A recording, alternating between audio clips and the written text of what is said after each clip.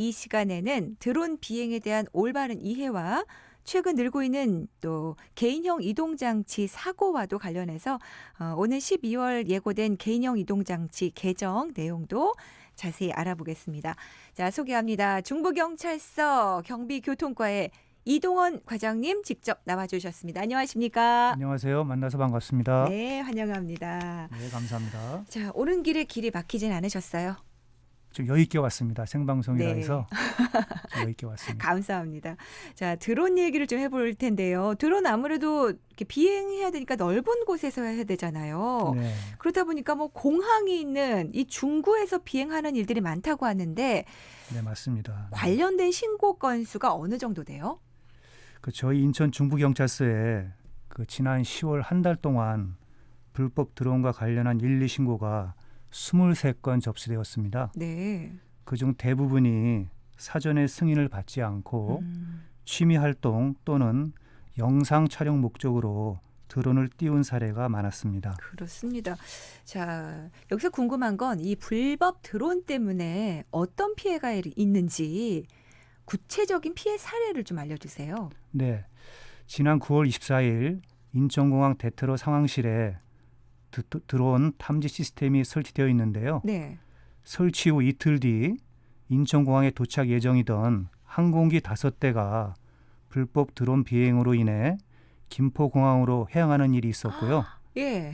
그 이후에도 같은 이유로 항공기 2대가 회항하여 승객들의 불편 초래에 안전을 위협하는 상황이 발생하였습니다. 네. 드론 비행 금지 구역을 공항 반경 9.3km 범위로 지정했지만 그보다 인접한 반경 5km 내에서 네. 불법 드론 비행이 탐지될 경우에는 항공기 지연 도착 아. 또는 타 공항으로 회항하게 되어 있으니 드론 이용자들께서는 이 점을 꼭꼭 숙지해 주시면 고맙겠습니다. 아, 드론 때문에 그 큰 비행기가 회항할 거라고는 생각을 못 했거든요. 네. 아, 그런데 아직까진 이곳이 비행 금지 구역인지 몰라서 저지르는 불법도 많을 것 같습니다. 자, 만약에 부득이한 이유로 비행 금지 구역에서 드론을 비행해야 된다. 그럴 때는 어떻게 해야 돼요? 네, 먼저 네. 드론을 비행하려는 장소가 드론 비행 금지 구역에 해당하는지 확인이 필요하고요. 그렇죠. 확인을 먼저 해보고요. 네, 국토부와 한국드론협회에서 제작한 Ready to Fly, Ready to Fly라는 스마트폰 어플리케이션을 활용하시면은 네. 지도를 통해서 드론 비행 금지 구역으로 지정된 장소를 한눈에 확인하실 수가 있습니다. 네. 그런데 만약에 드론 비행 금지 구역 내에서 영상 촬영 등 특별한 사유로 드론을 비행하고자 한다면은 네. 드론 원스톱 민원 서비스 홈페이지를 통해 비행 희망 일시, 비행 목적 등을 제출하고 사전에 승인을 받으시면 됩니다. 드론 원스톱 민원 서비스 이 홈페이지에서 사전 승인 가능하군요. 네. 예. 아, 그럼 비행 금지 구역에서 비행 시에 처벌되면 그 규정도 있을 것 네, 같은데요. 처벌 조항이 있습니다. 예. 드론 비행 금지 구역 위반 처벌은 항공안전법 제129조에 의해 1차 위반 시 100만 원, 네. 2차 위반 150만 원, 3차 위반 이상은 200만 원의 과태료가 부과되고 있습니다. 네.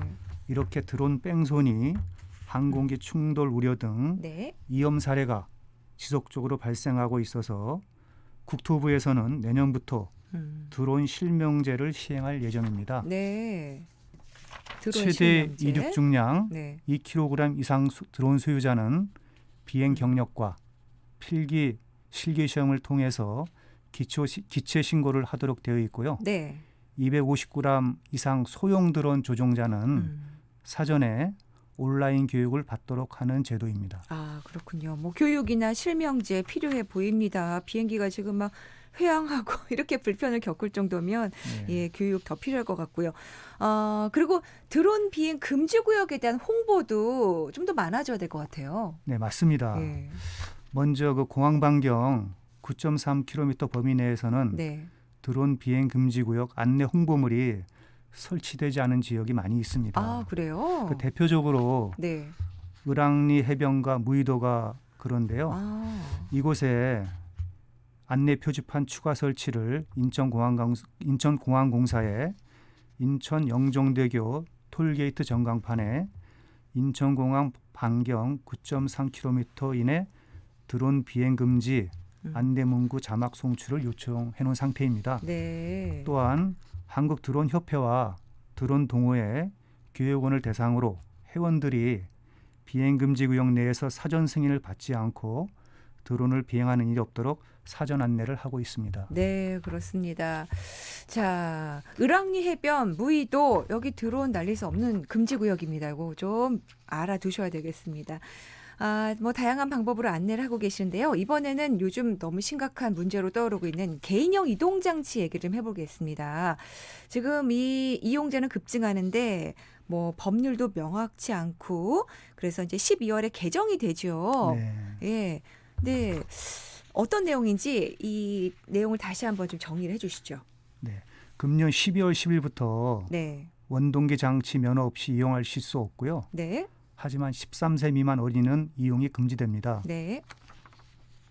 자전거와 동일한 통행 방법을 적용해 자전거 도로 통행이 가능하고 자전거 도로가 없을 경우 도로 우측 가장자리에 붙어서 통행해야 합니다. 단 기존처럼 인도 주행은 안 되고요. 네. 횡단보도를 이용할 때는 내려서 끌거나 들고 보행하셔야 합니다. 네.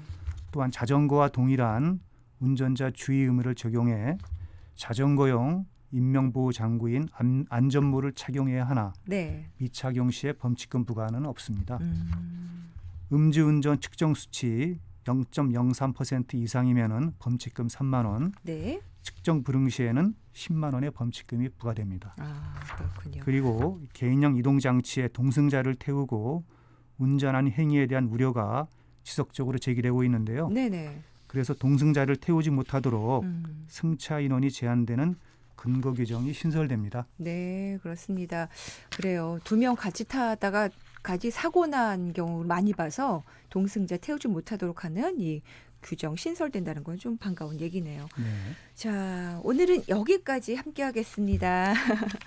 자, 지금까지 중부경찰서 경비교통과의 이동원 과장과 함께했습니다. 오늘 말씀 고맙습니다. 네, 감사합니다. 이번에 새롭게 바뀐 서구청 홈페이지 들어가 봤어요? 물론이죠.